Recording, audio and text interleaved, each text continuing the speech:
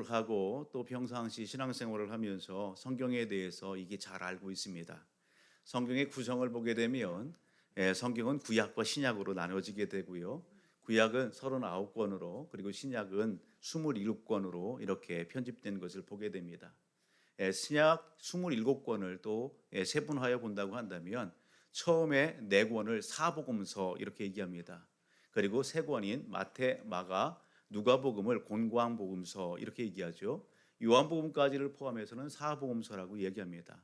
특별히 이 세 복음, 곤광복음서 같은 경우는 같은 관점에서 예수 그리스도의 그 태어나심과 그리고 이 땅에서의 사역과 십자가의 죽으심과 부활의 사건 그리고 승천하시는 일들에 대해서 기록하고 있음을 보게 됩니다. 우리가 사복음서의 내용을 좀 더 이렇게 알아본다고 한다면 마태복음 같은 경우는 유대인의 왕으로 오신 예수에 대해서 소개하고요. 마가복음 같은 경우는 종으로 오신 예수 그리스도에 대해서 소개합니다. 누가복음 같은 경우는요, 인자로 오신 예수 그리스도, 그리고 요한복음은 구세주로 구원자로 이 땅에 오신 예수 그리스도에 대해서 소개하고 있음을 보게 되죠. 특별히 마태복음은 누가 기록했어요? 마태복음 마태가 기록했어요. 그죠? 마가복음은 마가가 기록했어요. 누가복음은 누가가, 사도행전은 누가가 기록했어요. 우리가 우리 학생들과 또 아동 목장 우리 친구들과 이렇게 성경 공부를 하고 하면서 이렇게 이야기하죠. 마태복음은 마태가, 마가복음은 마가가, 누가복음은 누가가 기록했대. 사도행전은 누가 기록했어? 이렇게 물으면 사도들이 기록했어요. 이렇게 많이 이야기를 합니다. 여러분, 오늘 본문 속 우리가 누가복음의 말씀을 가지고 같이 나누게 되는데 1월 한 달 우리가 누가복음의 내용의 말씀을 쭉 같이 이렇게 묵상하고 같이 나눌 것 같습니다. 특별히 누가복음을 기록한 누가에 대해서 먼저 좀 알아본다고 한다면 여러분 누가는 어떤 인물일까라는 겁니다. 여러분 누가는 어떤 인물일까요? 성경 속에서 누가라고 하는 인물에 대해서 그렇게 명확하게 자세히 소개하지는 않습니다. 그러나 우리가 몇 곳의 성경의 말씀을 우리가 살펴보게 되면 누가가 어떤 사람인가 우리는 알 수 있어요. 그의 직업이 무엇이고 그가 어떤 일을 했는지 우리는 알 수 있는데 특별히 골로새서 4장 11절의 말씀을 가져보게 되면 여러분 골로새서 4장 11절 사도 바울이 누가에 대해서 이야기합니다. 사랑받는 누가. 여러분 적어도 누가는요 사도 바울로부터 어떤 사랑을 받고 있는 사람이다라는 겁니다. 그의 직업도 소개되고 있는데 그의 직업이 뭐다? 의사입니다. 그렇습니다. 누가는 그의 직업이 의사고 의사의 신분으로서 누구와 함께 동역합니까? 복음을 전하는 사도 바울과 함께 동역하면서 사도 바울의 주치, 그 건강에 관련된 부분들을 이렇게 잘 보살펴주고 케어했던 인물이 바로 누가라고 하는 인물입니다. 우리가 디모데후서 4장 11절의 말씀으로 가서 보게 되면 사도 바울이 그의 이 땅의 삶을 이렇게 마감하면서 이제 믿음의 성도들과 교회들에게 그리고 특별히 영적 아들 디모데에게 소개하고 있는 누가, 그 누가는 어떤 인물입니까? 사도 바울의 주변에는요 많은 사람들이 함께 있습니다. 또 끝까지 동역했던 그러한 동역자들도 있습니다.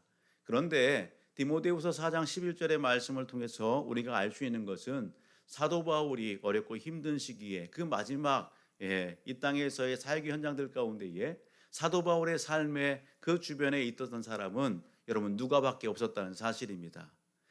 어떤 일은 세상을 사랑해서 세상으로 갔고 어떤 일은요 다 하나님께서 이끌으시고 보내시는 그 사역의 현장으로 갔고 사도 바울의 곁에는 끝까지 누가만 남아 있었더라. 어찌 보게 되면 믿음 안에 신의가 있고 믿음 안에 의가 있었던 그러한 인물 여러분 누가인 것을 보게 되죠. 오늘 그 누가가 오늘 본문 속에서 보게 되면 그 누가는 어떤 인물이냐? 1절과 3절을 보게 되면 이렇게 소개합니다. 우리 중에 이루어진 사실에 대하여 우리 중에 이루어진 사실에 대하여 이 일이 어떤 일이냐? 따라합니다. 예수 그리스도 예수 그리스도 예수 그리스도에 관련된 일입니다. 예수 그리스도에 관련해서 이루어진 사실에 대하여 3절 보게 되면 그 모든 일을 근원부터 자세히 미루어 살핀 나도 예수 그리스도에 관하여 되어진 그 사실적인 일들에 대해서 누가도 어떻게 했다는 것입니까? 이미 많은 목격자와 많은 일꾼된 사람들이 그 일들에 대해서 기술하기 위해서 펜을 든 사람들이 많았다는 말입니다. 오늘 누가도 이 모든 일을 근원부터 자세히 미루어 살폈다. 그리고 뭐 했다는 겁니까? 누가도 오늘 기록하고 있다는 것입니다. 오늘 이 누가가 기록한 그 복음서가 바로 누가복음입니다. 그리고 또 하나의 성경이 있는데 그 성경이 바로 뭐다? 사도행전입니다. 우리가 사도행전의 말씀을 가서 보게 되면 누가가 이렇게 펜을 들어서 역사적인 사실, 그 목격하고 확실한 그것을 기록해낸 그 내용이 무엇인지 구체적으로 사도행전의 말씀을 가서 보게 되면 소개하는데요. 우리 사도행전 우리 다 같이 한번 펴봅니다. 사도행전 1장 1절로부터 3절까지 말씀을 같이 한번 보도록 합니다. 같이 보게 되면 이렇게 말씀하시죠. 데오빌루여, 내가 먼저 쓴 글에는 무릇 예수께서 행하시며 가르치기를 시작하신부터, 여기 보게 되면 내가 먼저 쓴 글에는 이렇게 있는데, 여기 먼저 쓴 글이 어떤 책이에요? 바로 누가복음입니다. 누가는 바로 누가복음을 통해서 예수께서 행하시며 가르치기를 시작하신부터 어디까지? 2절, 그가 택하신 사도들에게 성령으로 명하시고 승천하신 날까지의 일을 기록하였노라. 그가 고난받으신 후에 또한 그들에게 확실한 많은 증거로 진리 살아계심을 나타내사 40일 동안 그들에게 보이시며 하나님 나라의 일을 말씀하시니라. 그렇습니다. 예수 그리스도가 이 땅에 태어나시고 행하시고 가르치신 일, 그리고 오늘 여기 승천하시기까지의 그 일을 오늘 누가복음을 통해 기록했다라는 사실입니다. 예수님께서 십자가에 못 박혀 피 흘려 죽으시고 그리고 부활하신 후에 40일 동안 이 땅에 계시면서 하나님의 나라의 일들에 대해 말씀하시고 승천하신 그 일들을 기록하셨고, 그리고 어떻게 해요? 오늘 주님께서 약속하신 그 약속, 그것을 기다리라 명하신 그러한 내용들을 여기 누가복음에 담고 있다는 사실입니다. 사랑하는 가족 여러분, 오늘 누가가 이미 이루어진 예수 그리스도에 관련된 사실에 대해서 이렇게 미루어 여러분 살핀 이유가 뭡니까? 여기 미루어 살핀다라고 하는 이 단어를 좀 우리 편에서 쉽게 이야기한다면, 미루어 살핀다, 이 단어는 조사한다, 연구한다 라는 의미예요. 그것이 진짜인지 가짜인지 확인하기 위하여 여러분 조사하는 겁니다. 확인하는 겁니다. 진위 여부를 명확하게 하기 위하여 살펴보았다는 것입니다. 누가가 왜 이렇게 예수 그리스도에 대해서 이미 이렇게 확실한 사실이 있음에도 불구하고 그것을 자료를 수집하고 연구하고 또 이렇게 여러분 그것을 다 모아서 이렇게 글을 쓰고 있는 것일까? 그 이유가 뭡니까? 오늘 본문 속에서 우리는요, 그 분명한 이유와 목적을 우리는 찾아볼 수 있습니다. 3절과 4절을 보게 되면 본문 속에 한 인물이 소개되고 있는데 그 인물의 이름이 뭡니까? 데오빌로입니다. 따라합니다. 데오빌라라고 하는 이 사람의 이름의 뜻은 하나님을 경외하는 자, 하나님을 사랑하는 자, 그러한 이름의 뜻을 갖고 있습니다. 오늘 이 데오빌로라고 하는 이 인물을 여러분 여러 측면에서 살펴볼 수 있지만 그 한 측면이 뭐냐면 예수를 믿는 모든 사람, 이렇게도 이야기할 수 있지만 오늘 이 데오빌로라고 하는 이 이름의 바로 뒤편에 보게 되면 하나의 칭호가 있는데 카카라고 하는 칭호가 있습니다. 카카. 사전에서도 이는 카카가 이렇게 얘기하죠. 이 카카라고 하는 칭호는 아무에게 붙이는 게 아니죠. 어떤 인물에게요? 그만한 직급과 지위가 있는 사람에게 붙여지는 칭호입니다. 당시에 로마에 그래도 권위 있는 그러한 지위가 있는 사람에게 붙여지는 그러한 칭호가 카카라고 하는 칭호랍니다. 그렇게 보게 되면 오늘 누가는 데오빌로라고 하는 한 믿음의 사람에게 오늘 이 글을 써서 보내고 있는 것입니다. 적어도 우리가 여러분 이렇게 생각해 볼 수 있는 것은 오늘 이 데오빌로라고 하는 한 믿음의 사람이 그가 이방인이고 그가 정통적인 유대인은 아니지만 오늘 예수 그리스도를 믿게 되었다는 사실입니다. 예수 그리스도를 알게 되었다는 사실입니다. 하나님의 자녀가 되었다는 사실입니다. 그러한 이 데오빌로들을 위하여 오늘 누가가 글을 쓰는 것입니다. 오늘 4절을 보게 되면 이렇게 얘기하죠. 이는 각하가 알고 있는 바를 더 확실하게 하려 함이로다. 분명한 이유와 목적입니다. 누가복음을 기록한 분명한 이유와 목적, 그것은 여기 데오빌로 여기 갓 예수 그리스도를 만나고 하나님의 자녀가 된 이 신앙인에게 여러분 예수 그리스도에 대해서 더 명확하게 소개하고 알려주기 위하여 그의 믿음을 견고하게 세우고 여러분 성장하고 주의 제자로 그렇게 든든히 서서 신앙의 유익함과 풍성함을 누리게 하기 위하여 누가는 여기 글을 써서 대부에게 헌정하고 있다라고 하는 사실입니다. 사랑하는 가족 여러분, 오늘 이것이 오늘 누가복음이 기록된 이유고 목적인 것입니다. 오늘 저와 우리 모든 가족들 다만 이 말씀을 우리가 대하면서 그리고 앞으로 누가복음의 말씀을 같이 살펴보면서 우리가 이 말씀 앞에서 여러분 우리 마음판에 새겨야 할 것이 있습니다. 그것은 뭐냐면 누가가 한 믿음의 사람을 위하여 하나님의 자녀 백성된 그러한 신자를 위하여 이미 이루어진 그 사실적인 일들을 면밀히 살펴보고 또 살펴보면서 이렇게 집필하고 글을 쓴 것처럼 우리도 이 시대 믿음의 사람으로서 하나님의 백성으로서 하나님의 일에 대해서 예수 그리스도의 일에 대해서 살펴보아야 될 분명한 이유와 목적이 있다는 사실입니다. 여러분 그것이 무엇일까요? 저는 오늘 한두 가지로 여러분 우리가 이 예수 그리스도에 대해서 하나님의 말씀에 대해서 우리가 분명히 살펴봐야 될 그 이유, 그것을 같이 한번 나누려고 하는 것입니다. 그 이유는 다른 데 있지 않습니다. 여러분 따라합니다. 바로 알기 위함입니다. 바로 알기 위함입니다. 그렇습니다. 하나님의 일에 대해서 예수 그리스도에 대해서 영적인 일에 대해서 우리가 바로 알기 위하여 우리는요 살펴보고 연구하고 묵상해야 되는 겁니다.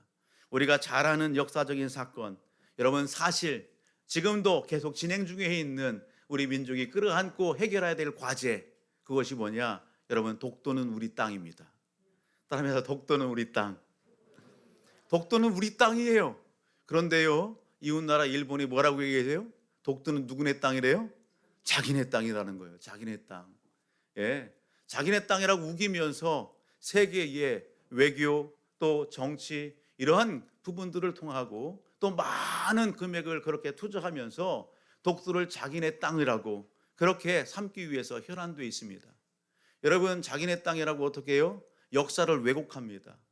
예, 진짜 있어지는 그 사실을 여러분 가짜 뉴스나 그러한 정보나 이런 부분들로 사람을 현혹하고 정치적인 그러한 외교적인 술수로 여러분 둔갑시켜서 오늘 자기네 땅이라고 그렇게 삼으려고 하는 거예요.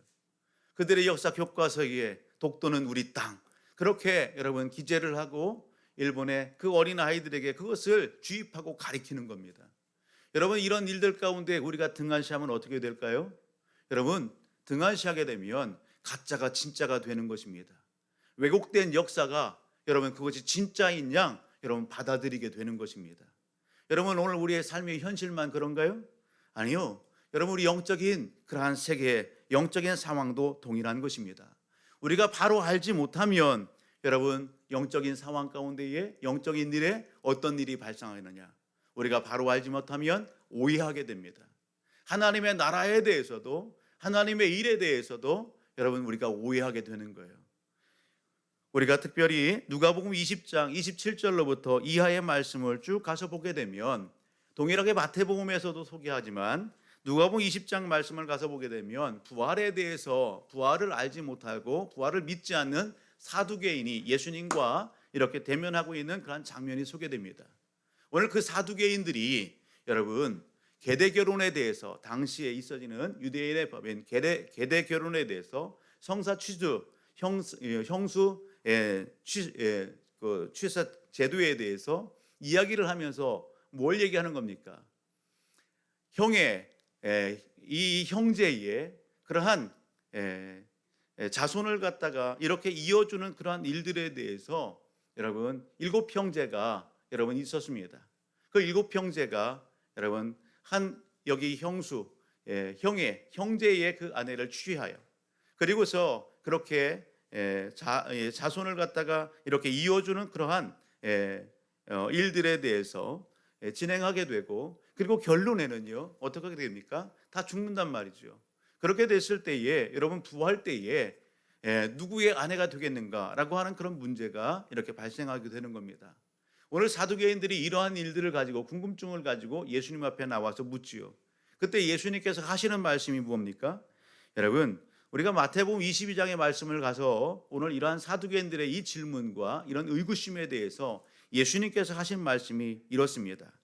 22장 29절 30절 마태복음, 예수께서 대답하여 이르시되 너희가 성경도 하나님의 능력도 알지 못하는 거로 오해하는도다. 부활 때에는 장가도 아니가고 시집도 아니하고 하늘에 있는 천사들과 같으리라 말씀합니다. 여러분, 예수님께서 하시는 말씀이 뭐예요? 너희가 부활에 대해서 알지 못하니 오해한다라는 것입니다. 이것을 좀 더 확대해서 우리 삶 속에 적용하게 되면 이미 하나님께서 하나님 나라의 일들에 대해서, 영적인 일들에 대해서 여러분 성경을 통해서 우리에게 말씀하시고 제시해 주셨는데, 우리가 이 말씀을 알지 못하면 여러분 내 생각의 올무에 사로잡히게 되는 거예요. 여러분, 내가 경험한 그러한 경험과 알고 있는 지식이 나를 집어삼켜서 여러분 하나님의 일들에 대해서, 영적인 일들에 대해서 오해하게 된다는 것입니다. 여러분, 그러한 일이 있어서는 안 되는 것이죠. 여러분, 보다 좀 심각한 것이 뭡니까?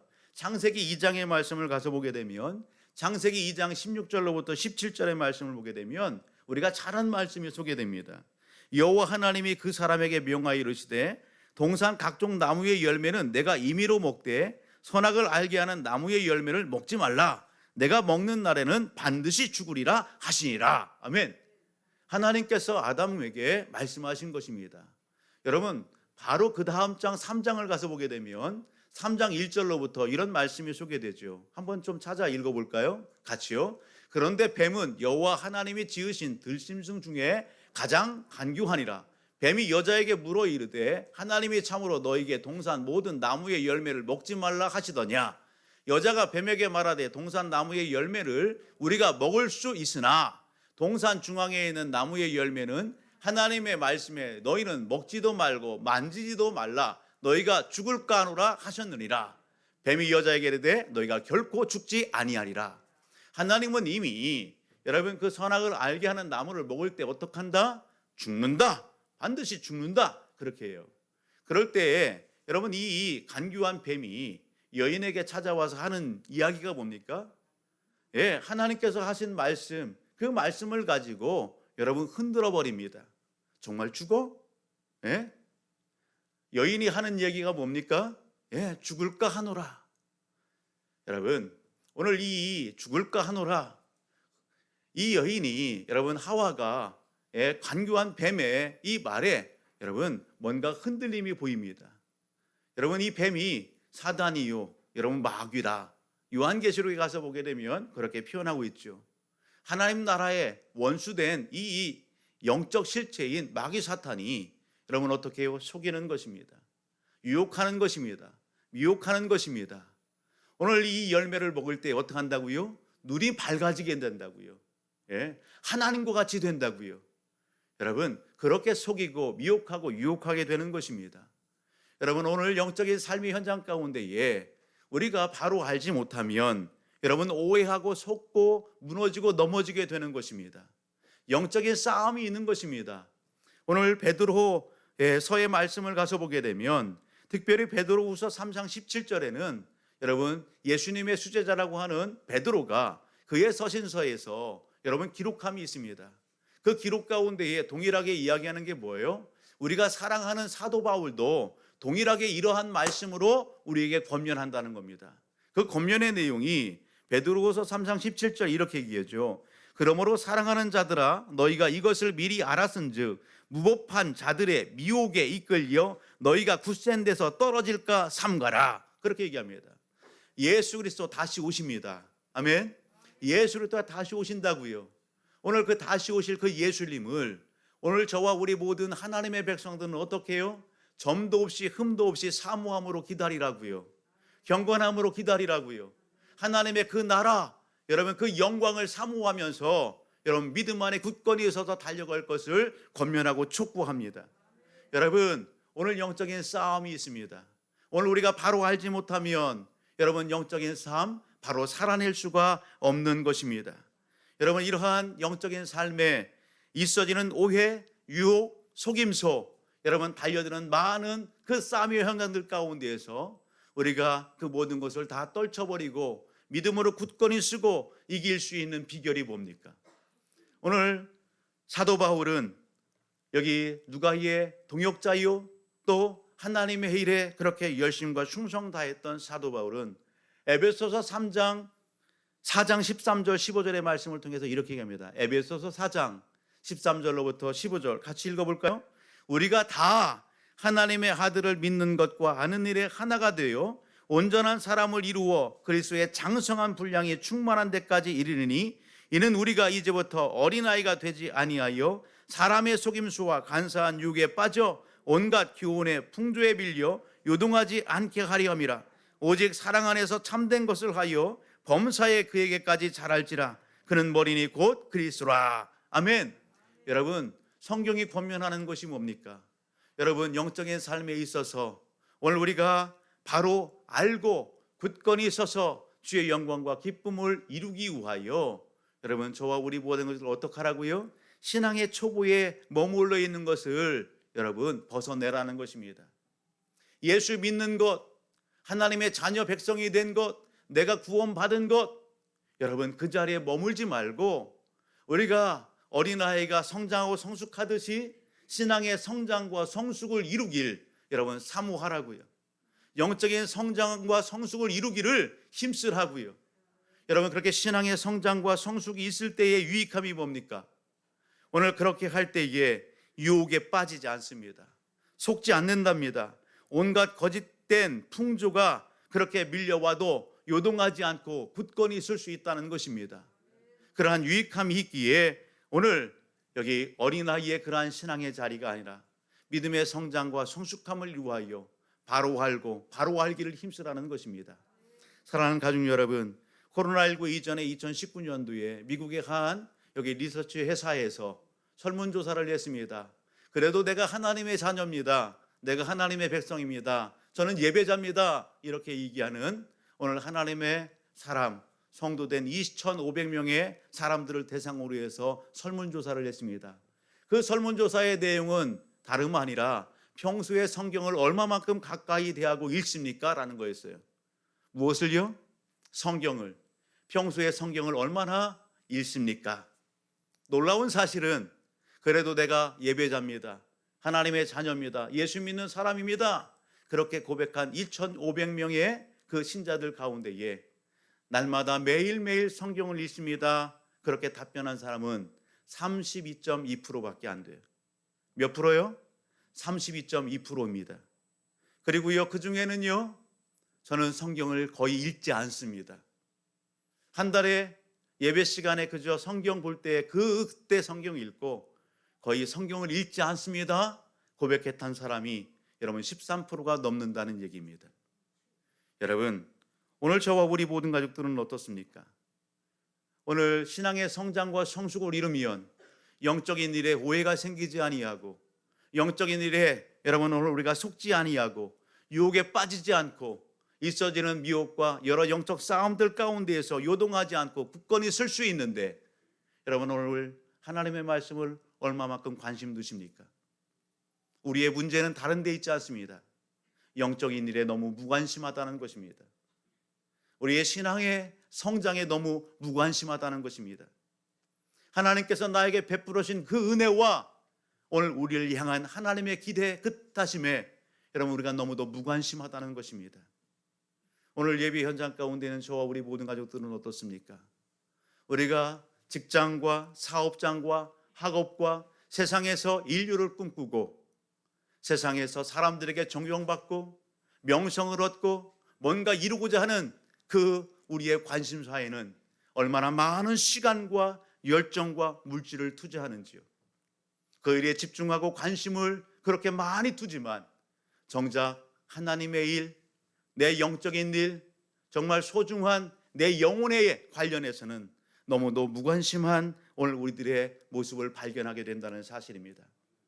오늘 한 해를 달려가는 이 첫 주 예배에 저와 우리 모든 가족들 그 무엇보다도 내 영혼에, 내 영적인 삶에, 하나님의 기대하시는 삶에 관심을 두고 여러분 그 일에 먼저 시간도 떼고 그 일에 관심을 두고 여러분 열심 다하는 저와 우리 모든 가족들이 되기를 주의 이름으로 축복합니다.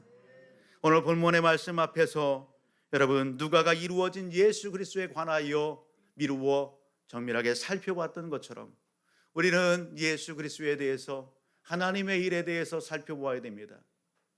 왜 그래야 됩니까? 분명한 이유는 우리가 맡은 사명이 있기 때문에 그렇습니다. 따라합니다. 우리에게 맡겨주신 사명이 있기 때문입니다. 그렇습니다. 우리에게 맡겨주신 사명이 있기 때문에 그렇습니다. 여러분 확신이 없으면 사명을 감당할 수 없습니다. 확신이 없으면 여러분 오늘 신앙의 그 삶, 그 태도에 있어서도 여러분 하나님이 기뻐하지 않는 그러한 모습을 보이게 되는 것입니다. 같은 누가복음 안에서 누가복음 8장 24절의 말씀을 가서 보게 되면 제자들과 예수님께서 배에 오르십니다. 그리고 바다를 거니리십니다. 바다를 지날 때에 큰 풍랑이 일어났습니다. 여러분 파도가 칩니다. 여러분 그 파도가 그 물살이 배를 삼키려고 합니다. 그때 제자들이 어떻게 합니까? 아우성을 칩니다. 생명의 위협 앞에서 아우성을 치는 겁니다. 그 제자들에게 있어지는 게 뭐예요? 두려움입니다. 염려입니다. 걱정입니다. 여러분 우리가 놓치지 말아야 할 것은 여러분 그 배 안에 누가 계시다? 전능하신 하나님, 여러분 창조주 하나님, 바로 예수 그리스도가 계시는 것입니다. 모든 것을 주관하시고 다스리시는 바로 그 인생의 주인, 역사의 주인, 모든 것의 주인 되신 예수 그리스도가 제자들과 함께하고 계시다는 사실입니다. 그런데 제자들이 그 예수님을 어떻게 해요? 신뢰하지 않는 것입니다. 예수 그리스도에 대한 믿음이 여러분 확신이 없는 것입니다. 그러니 그들이 두려워합니다. 염려합니다. 여러분 생명의 위협 앞에서 여러분 덜덜덜 떠는 것입니다. 오늘 예수님께서 오늘 그 제자들에게 하시는 말씀이 뭡니까? 일어나셔서 오늘 바람과 물결을 꾸짖으시니 그 모든 것들이 잠잠하여지더라. 제자들을 향하여 믿음이 적은 자들아, 그렇게 말씀하시는 것입니다. 사랑하는 가족 여러분, 오늘 확신이 없으면 두려움에 휩싸일 수밖에 없습니다. 확신이 없으면 여러분 오늘 믿음 안에 있다 하면서도 염려 걱정이 떠나지 않는 것입니다. 오늘 저와 우리 모든 가족들의 영적인 삶의 모습을 점검해 보십시오. 그런가 하면 24장 13절의 말씀 이하를 가서 보게 되면 여러분 예루살렘에 놀라운 소식이 들려집니다. 예루살렘에 들려지는 그 소식은 다른 것이 아닙니다. 예수 그리스도가 십자가에 못 박혀 죽었다, 무덤에 장사됐다, 그런데 약속대로 3일 만에 바로 살아났다라고 하는 예수 부활의 소식이 예루살렘에 퍼진 것입니다. 그것을 예수님과 함께하고 예수님을 추종했던 제자들도 듣게 된 겁니다. 누가복음 24장 13절 이하의 말씀을 보게 되면, 그런데 안타깝게도 그 소식을 들은 두 제자가 어디를 향해요? 엠마오를 향해서 길을 떠납니다. 엠마오를 향해서 길을 가는 그 제자들과 예수님께서 동행하십니다. 여러분 주거니 받거니 대화를 나눕니다. 그럼에도 불구하고 그 제자들이 여러분 오늘 예수님을 알아봅니까? 예수님을 알아보지 못합니다. 예수님을 신뢰하지 않습니다. 여러분 믿음이 없습니다. 그러니 어떻게 해요? 받은 은혜가 있고 받은 사랑이 있음에도 불구하고 그것을 여러분 느끼지 못하는 거예요. 예수님이 그런 사랑을 주시고 은혜를 주시고 사명을 주셨음에도 불구하고 그 사명을 잃어버리고 여러분 고향을 향해 떠나는 것입니다. 확신이 없으면, 신뢰하지 않으면, 믿음이 없으면 여러분 이와 같은 삶을 살게 되는 것입니다. 사랑하는 가족 여러분, 오늘 누가복음 24장 44절로부터 48절의 말씀을 우리가 찾아보시면 여러분 무엇을 말씀합니까? 누가복음 맨 마지막 장 24절로부터 24장 44절로부터 우리 같이 한번 말씀을 봅니다. 누가복음 24장 44절로부터 같이요. 또 이르시되 내가 너희와 함께 있을 때에 너희에게 말한 바 곧 모세의 율법과 선지자의 글과 시편의 나를 가리켜 기록된 모든 것이 이루어져리라 한 말이 이것이라 하시고, 이에 그들의 마음을 열어 성경을 깨닫게 하시고, 또 이르시되 이같이 그리스도가 고난을 받고 제3일에 죽은 자 가운데에서 살아날 것과 또 그의 이름으로 죄사함을 받게 하는 회개가 예루살렘에서 시작하여 모든 족속에게 전파될 것이 기록되었으니 너희는 이 모든 일의 증인이라. 할렐루야, 아멘. 예수 그리스도, 여러분, 이미 하나님께서 모세의 율법과 선지자의 글과 시편에 여러분 예언해 주셨습니다. 말씀하셨습니다. 하나님의 말씀대로 예수님이 이 땅에 오셨습니다. 하나님의 말씀이 성취되었습니다. 여러분, 십자가의 죽으심과 부활에 대해서 말씀하셨는데 그 모든 것이 하나님의 권능 가운데에 되어졌습니다. 오늘 제자들이 그것을 보았다는 것입니다. 오늘 제자들로 하여금 오늘 주님께서 하시는 것은 너희는 이 모든 일의 증인이라. 할렐루야. 당시에 예수님을 따랐던 제자들뿐만 아니라 오늘 예배 현장 가운데에 있는 오늘 현장과 온라인 예배상에 있는 우리 모든 가족들에게 주신 주님의 명령인 것입니다. 저와 우리 모든 가족들, 예수님의 십자가와 부활을 증거해야 될 사명이 있습니다. 이것을 전하여야 할 사명, 그리고 여러분 이 복음의 메시지를 받는 여러분 여기 데오빌로와 같은 그러한 믿음의 사람들을 여러분 어떻게 해요? 말씀으로 굳건히 여러분 가르쳐 세워야 될 사명이 우리에게 있는 것입니다.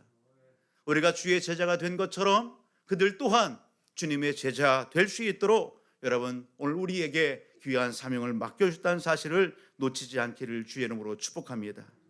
문제는 여러분 오늘 새해를 시작하면서 저마다 떠오르는 태양을 바라보면서 저마다 하나님 앞에 예배를 드리면서 마음속에 그린 부분들이 있을 것입니다. 하나님, 올 한 해 이렇게 살아가겠습니다. 하나님, 올 한 해 이러한 일들을 이루겠습니다. 여러분들이 계획하고 또 설계한 그 계획 속에 여러분 하나님께서 기대하시는, 하나님께서 찾으시는 여러분 그러한 뜻하심들이 여러분 얼마만큼 오늘 이 마음의 중심을 여러분 차지하고 있는지 모르겠습니다. 오늘 말씀 앞에서 여러분 저와 우리 모든 가족들이 여러분 송구 영신 예배 때 나눠드렸던 이 야광도를 다시 한번 기억할 수 있기를 바랍니다. 저는 송구 영신 예배를 같이 이렇게 드리고 진행하면서 올 한 해 우리 성도들에게 나눠질 기념이 될 만한 기념품 무엇을 준비할까 계속해서 좀 기도하면서 이렇게 거닐었어요. 그때 보게 된 것이 길가에 이렇게 뿌려진 야광돌이었습니다. 야광돌, 어둠을 밝히죠. 여러분 뭔가 빛이 이렇게 비춰지게 되면 어둠 속에서도 밝게 빛나는 야광돌입니다. 여러분 예수 그리스도는 생명의 빛이십니다. 그 예수 그리스도 오늘 우리 마음판에 계십니다. 요한복음의 말씀을 가서 보게 되면 요한복음 5장 39절 이렇게 말씀하시죠. 너희가 성경에서 영생을 얻는 줄 생각하고 성경을 상고하거니와 이 성경이 곧 내게 대하여 증거하는 것이니라. 동일하게 요한복음 5장 24절 진실로 진실로 너에게 이르노니 내 말을 듣고 또 나 보내신 이를 믿는 자는 영생을 얻었고 사망에서 생명으로 옮겼나니 심판에 이르지 아니하리라. 예수 그리스도가 구원자이십니다. 성경은 명확합니다. 예수를 믿을 때 영생을 얻을 것이다가 아니라 예수를 믿을 때에 이미 영생을 얻었다. 예수를 믿을 때 사망에서 생명으로 옮겼다. 예수를 믿을 때에 심판에 이르지 않고 형벌받지 않는다. 아멘. 여러분 오늘 이 복음의 광채 되신 예수 그리스도가 우리 안에 계십니다. 저와 우리 모든 가족들은 여러분 올 한 해 오늘 생명의 빛 되신 이 예수 그리스도를 전해야 될 여러분 빛을 발하야 될 그 사명이 우리에게 있다는 사실입니다. 작은 돌이지만 여러분 주머니에, 여러분 손에, 여러분의 책상 위에 여러분 오늘 지니고 놓고 보면서 여러분 무엇 때문에 오늘 분주하고 무엇 때문에 바빠서 오늘 하나님께서 내게 맡겨준 그 사명을 이뤘을 때에 이 돌을 보면서 다시 한번 우리의 사명을 여러분 오늘 마음판에 새기시고 그 사명을 위하여 달려갈 줄 아는 저와 우리 모든 가족들이 되기를 주님으로 축복합니다. 예수가 전파하시는 그곳에 여러분 밝음이 있고 예술들을 만나는 심령들 가운데 에 어둠에서 빛으로 나오는 놀라운 역사가 있어질 것입니다. 말씀을 의지하여 우리가 담대히 증거할 때에 성령이 도우시고 함께 하실 것입니다. 이 일을 잘 감당할 수 있는 비결 어떻게 하면 됩니까? 여러분, 오늘 디모데후서 3장 16절 17절은 이렇게 말씀합니다. 모든 성경은 하나님의 감동으로 된 것으로 교훈과 책망과 바르게 함과 의로 교육하기에 유익하니 이는 하나님의 사람으로 온전하게 하며 모든 선한 일을 행할 능력을 갖추게 하려 함이니라. 아멘. 좀 더 앞으로 가서 디모데후서 3장 14절은 그러므로 너는 배우고 확신한 일에 거하라. 아멘. 그렇습니다. 하나님께서 오늘 하나님의 일을 행할 그 모든 삶의 온전함과 능력을 더해 주실 하나님의 말씀을 우리에게 주셨습니다. 이 말씀을 여러분 어떻게 하라고요? 여러분 배우기를 힘쓰라고요. 가까이 하라고요. 사도 바울이 영적 아들 디모데에게 너는 배우고 확실한 일에 거하라.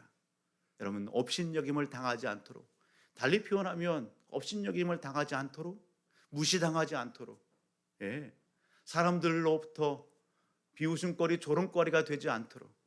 우리는요 그렇습니다. 신앙의 연수가 깊어지고 신앙생활을 오래 하면 주변에 뭔가 영적 갈증이 있는 사람들이 기대를 합니다. 신앙생활을 오래 했네. 그렇게 오랫동안 교회를 다녔어. 영적인 체험도 많이 했을 텐데. 여러분 궁금해합니다. 여러분 그 갈증들을 여러분 해결받기 위해서 뭔가를 물어봅니다. 내가 이런 문제가 있는데 뭔가를 갖다가 기대하며 물어봅니다. 그럴 때 여러분 어떤 답변을 해주십니까? 예수님께서 예루살렘에 입성하시면서 무화과 나무를 보십니다. 시장하십니다. 가까이 가셨습니다. 이파리 외에는 여러분 열매가 없어 예수님께서 어떻게 하십니까? 저주하십니다. 예수님께서 어떻게 하십니까? 실망하십니다. 사랑하는 가족 여러분, 오늘 우리의 신앙의 연수가 어떻게 됩니까? 여러분 오늘 우리의 신앙의 연수가 한 해 한 해 더해가며 여러분 하나님의 말씀을 깊이와 넓이를 더해가는 그러한 깊이와 넓이도 더해갈 수 있기를 주의 이름으로 축복합니다. 그렇게 해서 누군가에게 여러분 영적인 일에 대해서 여러분 궁금해하고 묻는다라고 한다면 그들의 궁금증에 대해서 여러분이 바른 답변을 하고 시원한 답변을 해주고 그들의 삶을 도전해 줄 줄 아는 깨어있는 저와 우리 모든 가족들이 되기를 주의 이름으로 축복합니다.